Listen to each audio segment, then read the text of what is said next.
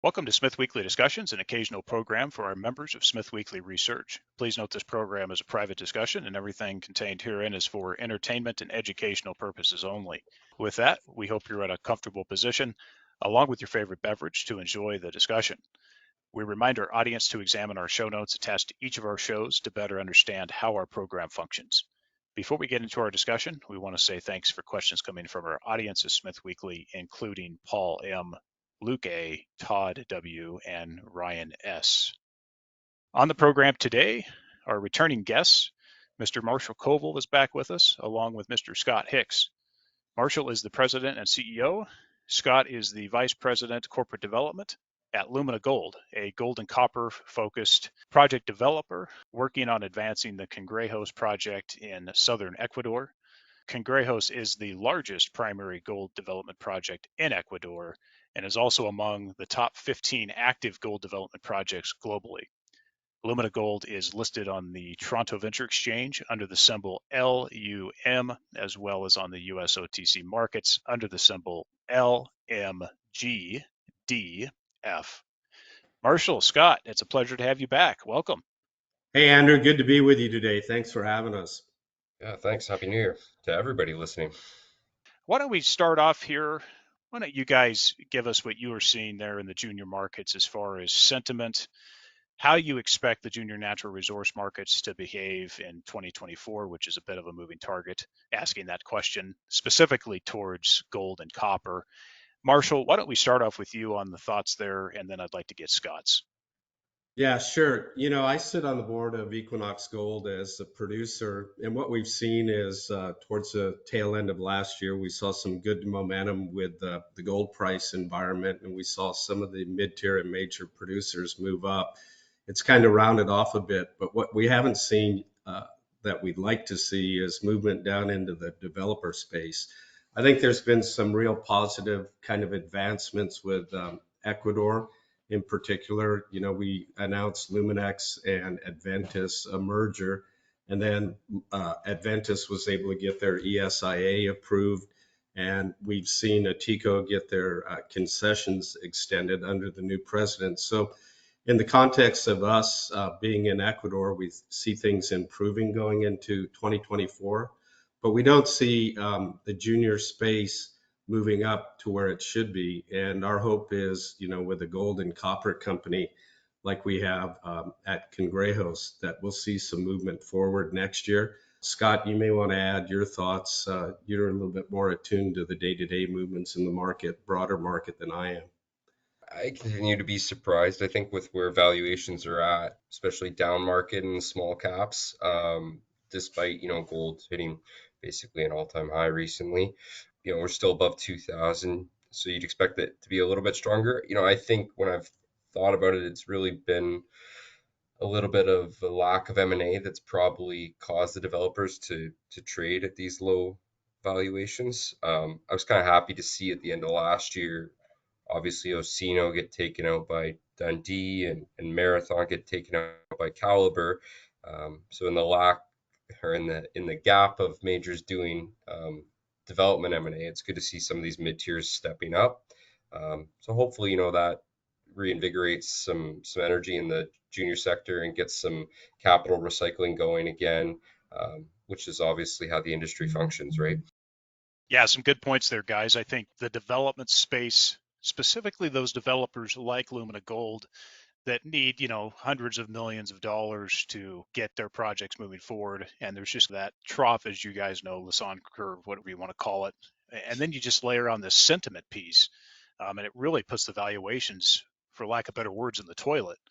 At the same time, we need to see it, we will absolutely catch this major and mid-tier replacement of depleting projects, the need to grow and build that pipeline.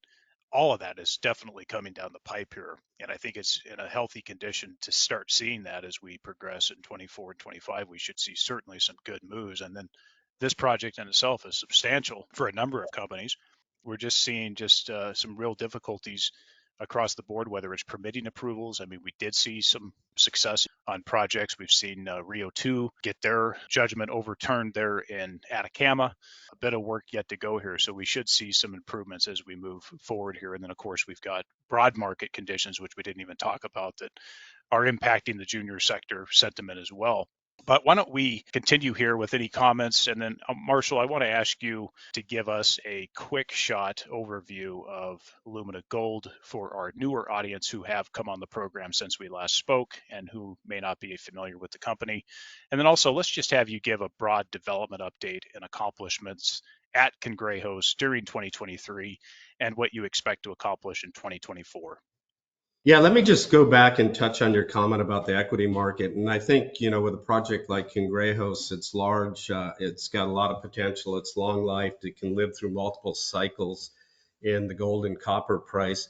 And the lack of equity and looking at financing the feasibility study that we're into right now, we went to Wheaton Precious Metals and did a streaming deal rather than dilute the hell out of the company in the equities market. So we're in the situation now with Cangrejos that we're in a feasibility study. We just finished a field drilling program for infill of the resource, geotech drilling, metallurgical drilling. But just to give your viewers kind of a background on the project, we've got in all resource categories some 20 million ounces of gold and 2.6 billion pounds of copper.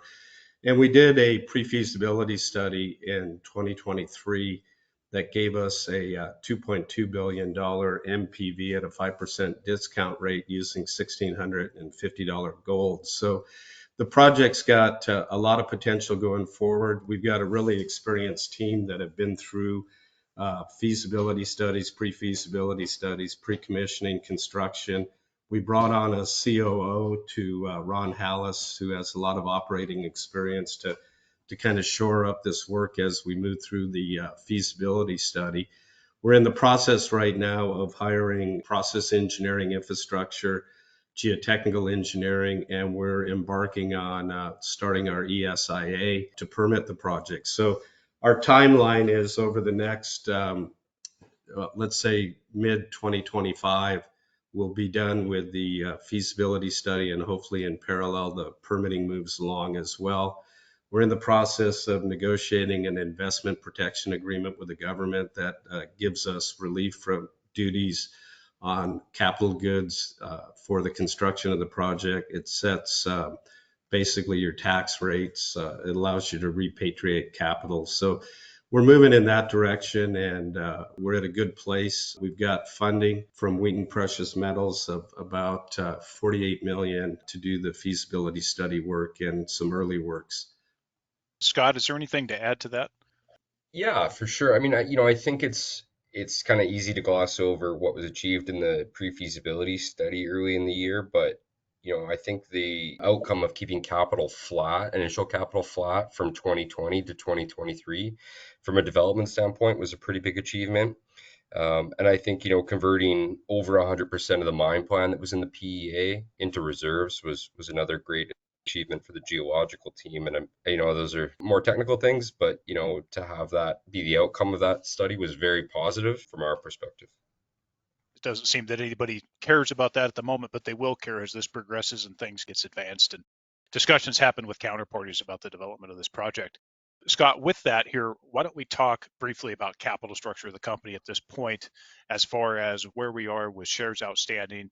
Marshall mentioned cash on hand at this point, and then also major shareholders, including management board and insiders.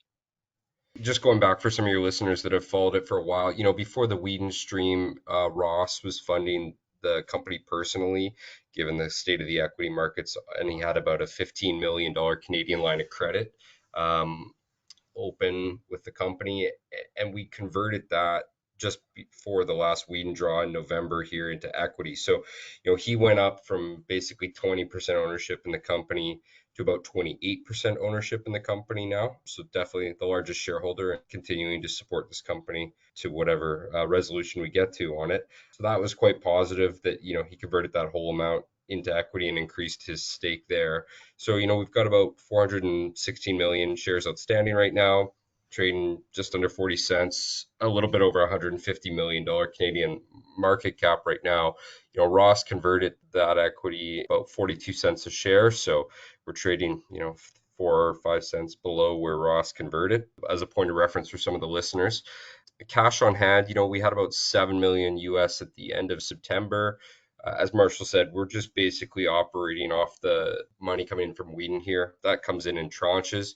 We just took out another tranche in November, $10 million for the feasibility study and drilling, and then also some money on top of that, just under 7 million for land acquisition and surface rate acquisitions that we've been doing. So, that's coming together nicely. The next tranche of money from Wheaton will come in May, and then the original idea when we put the Wheaton deal together was that that funded us all the way through feasibility study. So that was about $48 million US coming in over 12 months, assuming that we drew the land acquisition line as part of that during that time. That might take a little bit longer in reality. We'll see how that goes.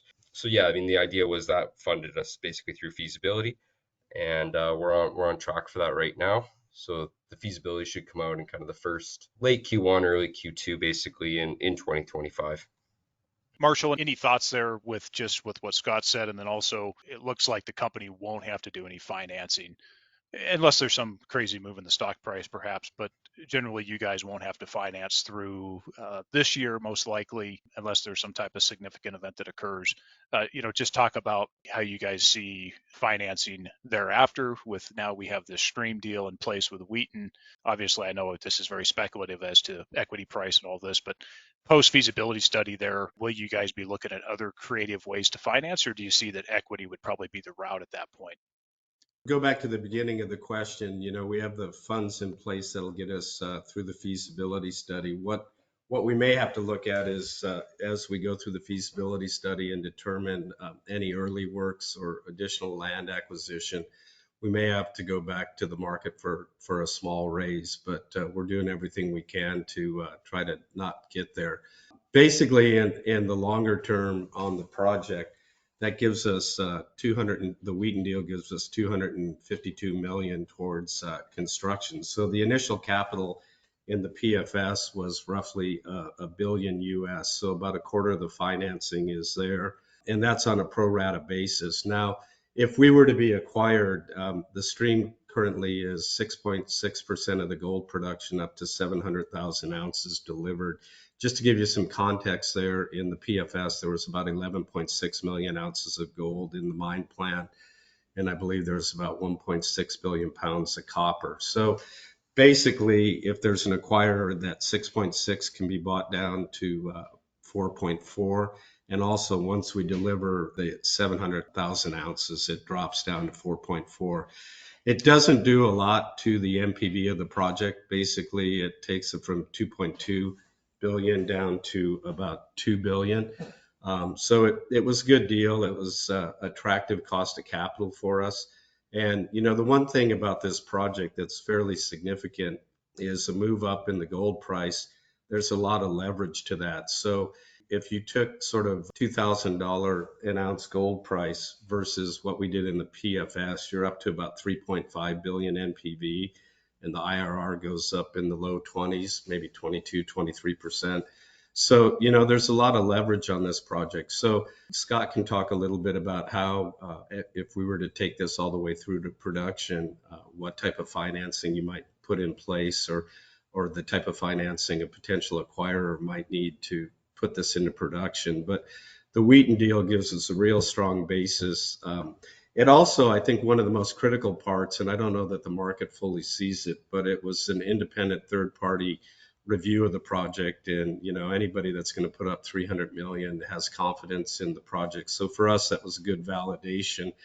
They spent a lot of time in the field. There were 8 people, I believe, in the field visit. And then we went through a lot of metallurgical and technical due diligence with Wheaton, and they've been a really good partner on this. So I think the project is significantly de-risked at this point. We just finished 18,000 meters of drilling on infill drilling for the first 3 years of the project, geotech drilling for pit slope design, and we have metallurgical work going on right now. So I think as we move through 2024, the focus is going to be on optimizing the engineering. We're doing optimization studies. In the next couple of weeks, we hope to have our primary process infrastructure consultants, water management consultants on board, and also select the ESIA consultant, as I mentioned. So we're in a good spot going forward.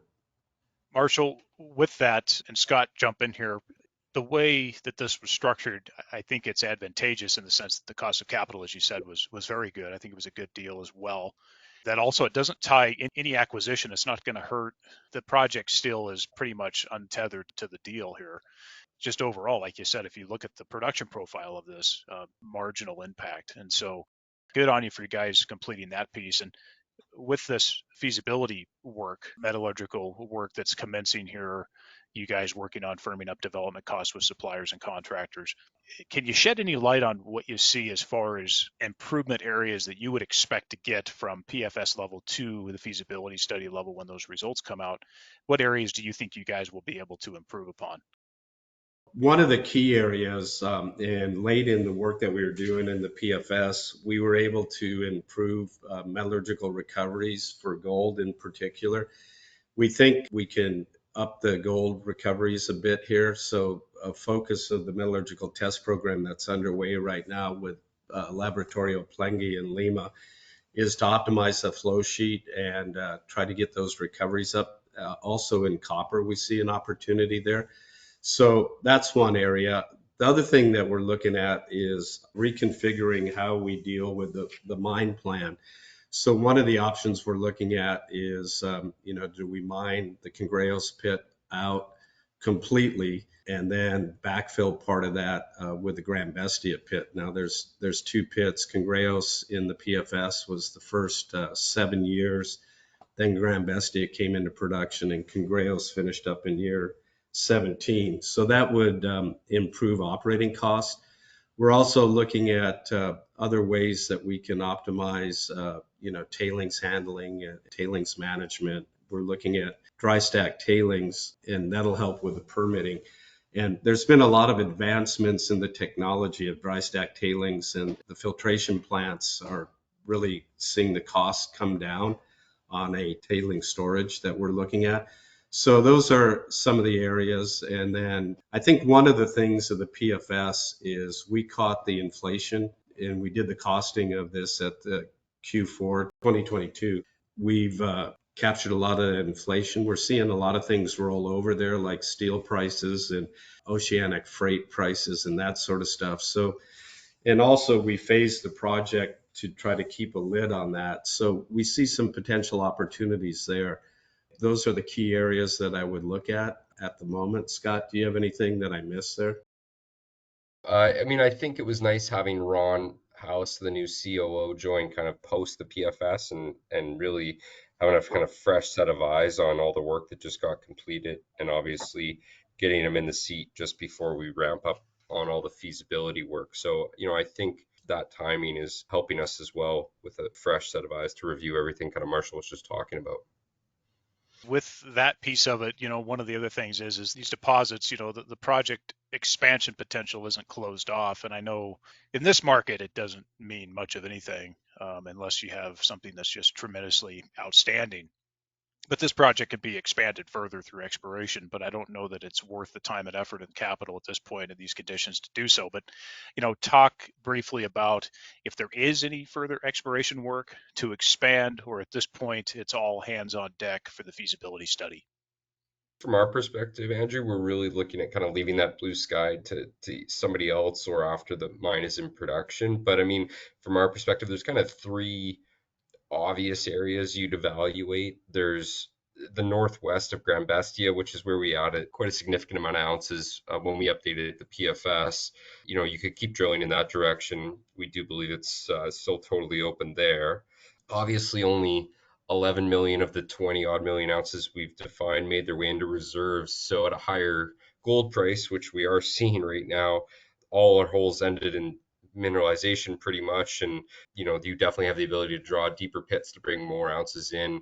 And then lastly, there's some targets north of the current deposits on the property that definitely should be drilled in the future. So there's kind of low-hanging fruit all the way to some kind of more greenfield targets on the property. But yeah, definitely upside in the future for somebody. It's just not something we're focused on right now. No, I think that makes sense. We've seen folks like Fruta del Norte over there with Lundin Gold be able to replace depletion and be able to continue that upside. And I think this is obviously another project that has similar characteristics to where you can continue to do that. So it makes sense for the developer to have that upside as we go down the road here. Marshall or Scott, one of the other things that is a continuing concern is, Ecuador's continued to demonstrate that it is a pro mining jurisdiction with new projects coming online over the past few years. What is your guys' take just at the local community level, project specific area, and then also just the broader Ecuadorian people in terms of, their acceptance of another large scale project like this? I mean, what's your guys' comments there, and how comfortable are you with what you've done on the local community front? Let me start with the kind of local community and kind of where we're at. We're in El Oro province, and in Spanish that means the gold province. There's been historic mining in the Ponce's Enrique area, and in the general area where Cangrejos is over a long period of time. But it's generally been smaller operators. So it's an area that it's one of the provinces that doesn't have indigenous communities. It's kind of a coastal area. We're up in the mountains, tucked away from the coast. No major communities within the area of influence. The biggest community is about 500 people, maybe 600 in that ballpark. Very good relations with them. We just did the infill drilling program and geotech drilling, the 18,000 meter program I was talking about. And we use man portable drill rigs, and we hire out of local communities. And we had to go beyond the direct area of influence to get enough workers to help us with that drill program. We had about 10 drills in the field. We had 150 community members working with us. So, it's an area where you don't have extreme poverty, but you also can contribute to the communities quite a bit with work. That's one of the main things that they're looking for. We employ on a more permanent basis in the camp quite a few community members. So all in all, it's our relationship with the community and the general area has been real positive over the years that we've been there. And keep in mind, we've been operating since 2014. So it's something that you have to deal with every day, and you have to be open and transparent and work with the community as best you can. Obviously, with any mining project, you get some noise. So we try to stay ahead of all that. So we're in a good place as far as a social license to continue to operate. And President Lasso, when he was in, continued to be a good supporter of the mining sector. President Noboa has continued that as well. Basically, right now, the country is dealing with sort of narco and some increase in crime. In 2014, when we went into the country, it was one of the most peaceful places in Latin America, and I worked in Latin America 30 plus years. So they've become sort of a transport hub between Colombia and Peru for cocaine and other drugs. So that's been one of his main focuses, is to get that kind of in order, and then also work on the economy. And he kind of sees mining as a key part of the economy. And I think just recently you've seen the Luminex Adventus deal, and Adventus announced that they had their public hearings, and they had 98% approval in the local communities for the ESIA. So they'll have their environmental license soon and should be able to start production in the first half of next year. And then Atico just got their concession license extended for, I think, about 40 years thereabouts. So there's positive things that have happened since Noboa came into power. So the one thing about Ecuador, it's one of the most highly prospective, underexplored regions in the world. And you're going to continue to see through successive governments the importance of mining being recognized. Now, there is opposition primarily by indigenous groups such as the Kunaye and Pachacutec.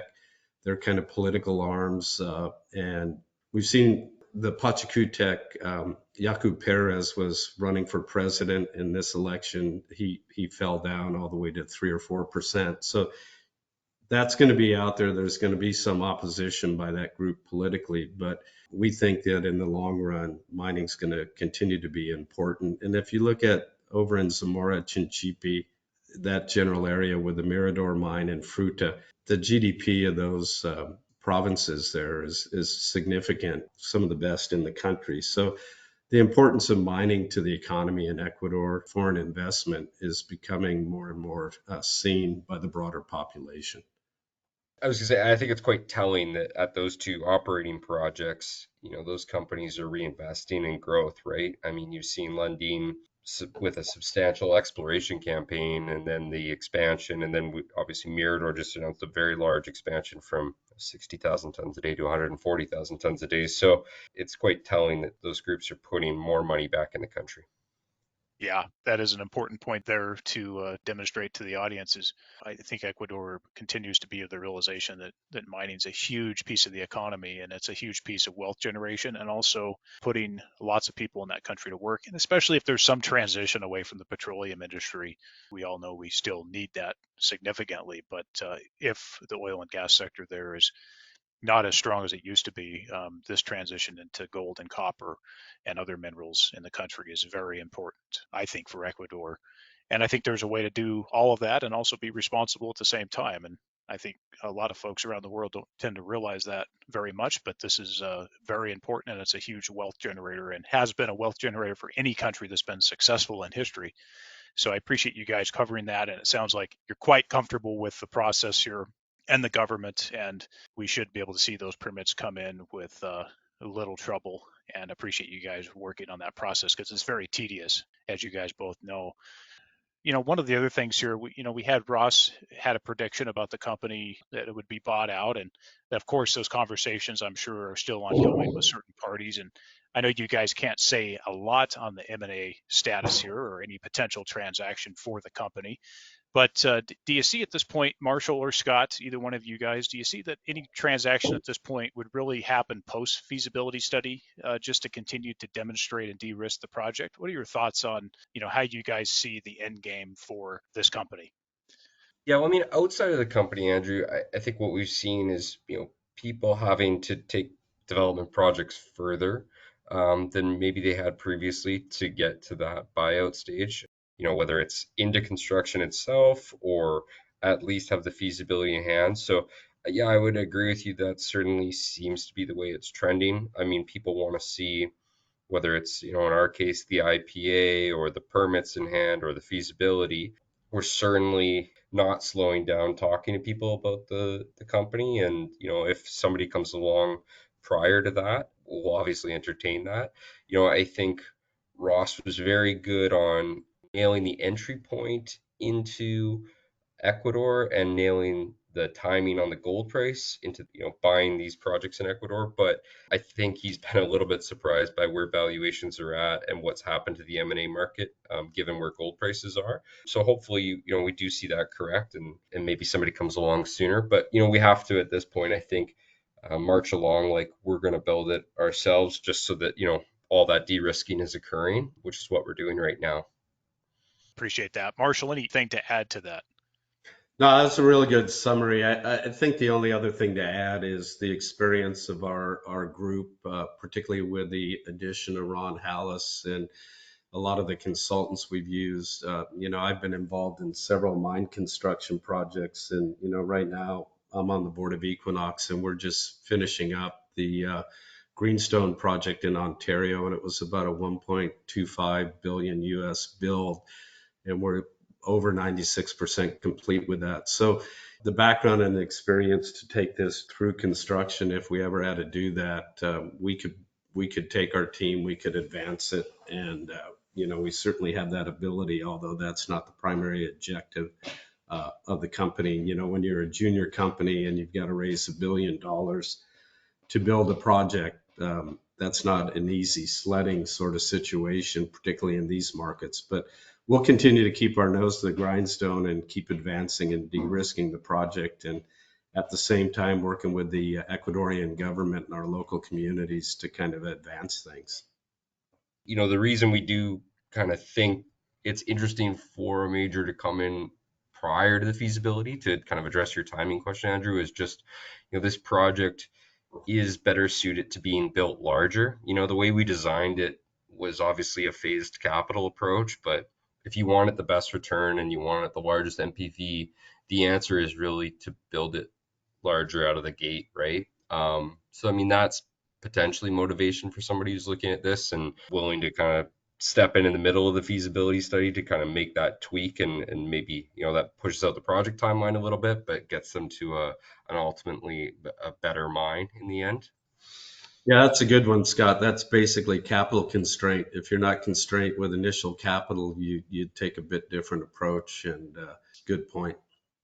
Also, just with that part of it, Scott, too, is any potential suitor could have a bit more of a discussion regarding valuation now rather than later potentially here. And if it goes the way we think it goes, and this obviously the company specific events complete like feasibility study and the market falls in line, which could quite actually turn out that way, that valuation now versus later could be a significant difference. So I think that's part of it too. And then, as you guys know, when you look at the world of suitors out there, and Marshall, great point with respect to Greenstone and the capex there required, and the excellent execution that we've seen on Greenstone to date really backstops the point that you guys can tap upon that talent pool through your relationships in the sector to potentially bring this forward yourselves if needed. That's a good backup. And in addition to that, also, we're seeing some companies out there, as you guys know, that fall in the potential suitor area of companies that are single asset, single jurisdiction companies that should diversify. We've seen some companies that were single asset, single jurisdiction make those efforts to expand. We talked about a company earlier that has done that, expanding out of a single jurisdiction, single project base. And so we're seeing, I think, from both mid-tier area and also majors, the need to either do that diversification or to replace projects that are closing. And so I think there's a good pool of various discussions that are happening there. And most recently, whether it's protests or environmental disapprovals or government disapprovals of companies that have too many eggs, if you will, in one basket and should spread out a little bit more and take advantage of diversifying based on some lessons learned that we've seen as well. So yeah, really good stuff there, guys. And I think I wanted to switch over to Luminex here, so I'll take any comments on that, what I said here, and then also did want to talk about Luminex briefly, an exploration and development sister company. Luminex is now merging with Adventus to create a multi-project stage development company and exploration stage company focused in Ecuador. Talk about that a little bit and how you guys see this merger combination expediting advancing projects such as the Condor project. Scott, why don't you start off with that? Yeah, well, I mean, I think you kind of hit on it a little bit with your comment on valuation there for these junior companies, and people getting in before they re-rate. I mean, our whole thesis for the Luminex and Adventus merger really was, we're both trading at such a depressed multiple. They're so close to, being able to start construction, and we really saw a large potential for a re-rating there. We both needed to, do a financing, so there was some good synergy around, bringing in our shareholders into the Aventus story, so new to them, and getting our shareholders, a path to having a producing asset in a pretty short period of time, and then also just creating, a larger company that's more relevant. I mean, we do see that trend obviously continue, that these small companies are just having more and more trouble in the market. So, creating a larger vehicle that investors are more interested in. And then, lastly, I guess giving our shareholders, I think, some long-awaited exposure to copper. We obviously had the copper JVs in Luminex, but definitely getting some more direct exposure to proven up copper and copper production with the El Domo asset. So yeah, I think obviously Marshall's going to stay on the board. Ron Hallis, our COO, of Lumina, is going to go on the board. I think that'll give us a nice view into construction and what building a mine in Ecuador today looks like. It's obviously a much smaller scale project than Cangrejos, but I think that's valuable insight for our team as well. We're not going anywhere. We're staying involved with the combined company, and Really looking forward to them getting the permits here, hopefully in Q1, and starting construction in Q2. Marshall, anything to add there? That was a pretty good summary. I think, when we look at it here, the next steps, obviously, that we can help at Venice with is with Ron and myself on the technical committee of the board, looking at the overall construction of El Domo. And then I think beyond that, the idea is not just to stop with El Domo and then Condor as a pipeline project, but to look at, where do we go from there to build a larger company? And, is that more of a look at Ecuador? Do we look at looking into other jurisdictions for potential acquisitions? The one thing that Adventus has done a really good job on is they've got a streaming deal with Wheaton, and they have offtake with Trafigura, and so they've got a lot of the financing in place for the mine to be built. So they're in the last stretch of things right now to get the final permits, and they're working on detailed engineering. It's about 63% complete, the last I heard, and so things are moving well there, and we're really excited about the deal, and it just changes the quantum for both companies going forward. We have a strong investor base. A lot of our Ross, the Lumina Group investors are still remaining as shareholders. We have a strong Ecuadorian business group that's been an investor in Luminex all the way along, that's put money into this. So I think we're in good shape going forward. The shareholder vote is on January 19th. We don't see any issues with the deal going forward. We're already working closely with Adventus to consolidate the team going forward, and really excited about the deal.